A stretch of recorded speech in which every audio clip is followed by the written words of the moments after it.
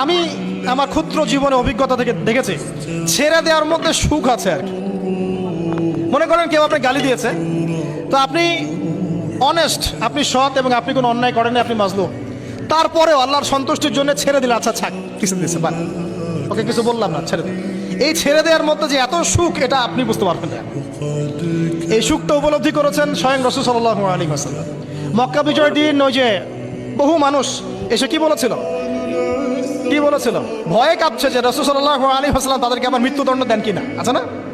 আল্লাহ নবী বললেন যে লা তাসরিবা আলাইকুমুল ইয়াউমা, তোমাদের উপর আজকে আমার কোনো অভিযোগ নাই, ওয়া আনতুমুত তুলাকা, তোমরা মুক্ত, যাও, ছেড়ে দিল। এটা শান্তি। ইউসুফ আলাইহিস সালামের ভাইরা কুয়াতে ফেলে দিয়েছিল না, সেখান থেকে মিশরের বাজারে, সেখান থেকে রাজপ্রাসাদে, সেখান থেকে জেলখানায়, জেলখানা থেকে রাষ্ট্র ক্ষমতায়। কি লাইফ ট্র্যাজেডি, লাইফের ট্র্যাজেডি দেখেছেন? এখন ইউসুফ আলাইহিস সালাম যখন শেষে ভাই থেকে চিনলেন, তিনি কি ভাইদের প্রতি প্রতিশোধ নিয়েছেন? বলেছেন যাও, মাফ করে দিলাম, ছেড়ে। এটাই শান্তি। আল্লাহর জন্য ত্যাগের মহিমার মধ্যে শান্তি আছে। আল্লাহ পাক আমাদেরকে ত্যাগ করার তৌফিক দান। তাই বলে সব জায়গায় আবার ত্যাগ করা যাবে না, এটাও মাথায় রাখতে হবে। বুঝতে পারছেন না কথা? মনে করেন যে আপনার পরিবারে আপনার বোনকে কেউ টিস করেছে, নাউজুবিল্লাহ, ছেড়ে দিব?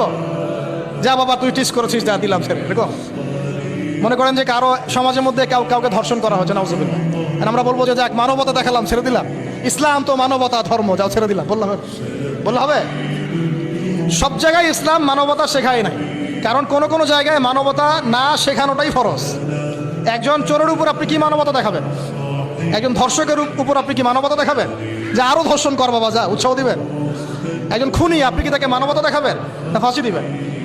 তো এই যে কিছু মানুষ এখন বলে ইসলাম মানে শান্তি, আর শান্তি মানে শান্তির সুবাতাস বলছেন। ওরা ওই যে ইসলাম থেকে বদর, উহুদ, খন্দক, খায়বার সব কাট করে ফেলছেন। এগুলো ইসলামে নাই। ইসলামে শুধু আছে সালাম, সালাম, আফসুস সালাম, খালি সালাম দিবা আর তোমরা কি করবো, খাবার খাওয়াবা, ব্যাস। আর ইসলামে যে আরো বড় বড় বিধানগুলো আছে, এগুলো পাশ কাটিয়ে এড়িয়ে যাবে। ইসলাম তো শান্তির ধর্ম।